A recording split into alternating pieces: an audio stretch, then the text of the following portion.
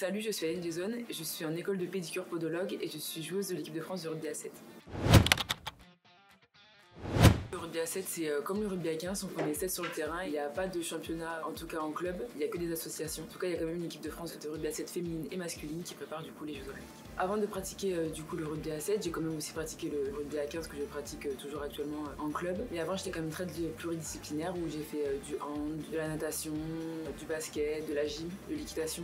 J'ai vraiment touché à tout, mais je me suis arrêtée du coup sur le rugby qui était un peu plus compliqué. Les compétitions qui m'ont le plus marqué, en tout cas avec le rugby à 7, tout ce qui était championnat du monde, donc avec l'université, tout ce qui était France rugby universitaire, et aussi les JO universitaires où j'ai été porte-drapeau de la délégation française. Donc ça, c'était vraiment une superbe expérience. Mais aussi mon premier tournoi en tout cas en World Series, qui est la compétition numéro 1 internationale de coup de rugby à 7, donc à Dubaï en 2021. Et surtout les finales que malheureusement on a perdu, mais finale avec une Marseillaise dans des stades qui sont toujours remplis, c'est toujours incroyable. La qualification au JO, en tout cas au rugby à 7, généralement elle se fait un peu 2 ans avant, où en gros sur le 7 Series, du coup le classement des 4 premières vont être automatiquement qualifiées. Et après on va y avoir ce qui s'appelle des TQO, donc des tournois qualificatifs olympiques, du coup dans chaque continent, européen, africain et autres. Donc à chaque fois une équipe, celle qui va en finale et qui la gagne, sera sélectionnée. En tout cas pourra participer au JO, sera dans la liste. Et les 2 autres personnes, c'est-à-dire celles qui ont perdu et la 3e place, feront le TQO général qui en général se fait 1 mois avant la compétition. Il y a beaucoup d'entraînements au rugby à 7, on s'entraîne du lundi matin au vendredi soir généralement. Donc on peut très bien avoir 4 séances dans la journée, donc comme on peut en avoir que 2. Puis ça dépend vraiment de l'emploi du temps préparé par tout le staff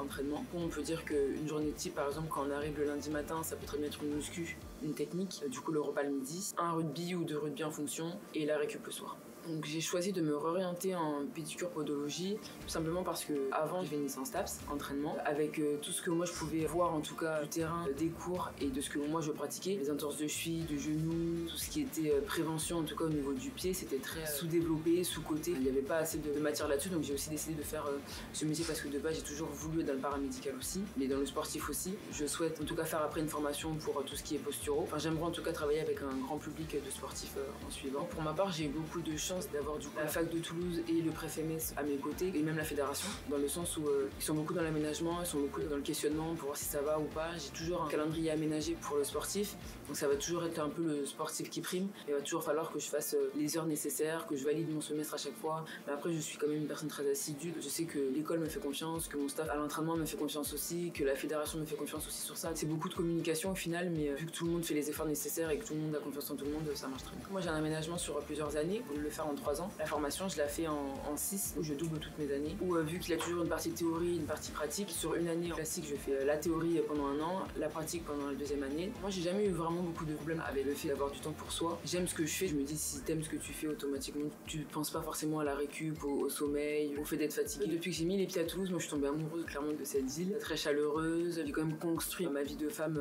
ici, donc je me vois pas forcément partir de suite. Mais non, j'adore cette ville, j'adore mes coéquipières, j'adore chez moi, j'adore ce que je vis ici, comment je vis aussi. Toulouse, c'est vraiment un gros coup de cœur. Les gens peuvent venir nous soutenir aussi en regardant les tournois qui passent maintenant sur France TV. Il y a beaucoup de joueurs phares du 15 qui arrivent actuellement, comme un Australien, un Toulousain. Ça peut être sympa à suivre les 2 équipes de France. Moi, je dis aux personnes généralement, vous n'êtes pas obligés de me suivre, mais si vous pouvez encourager l'équipe de France, ça me va. Si vous voulez me suivre, moi, il n'y a pas de souci. Si vous voulez suivre des joueuses phares ou des joueurs phares, il n'y a pas de souci. En tout cas, venez au Stade de France, ça va être incroyable.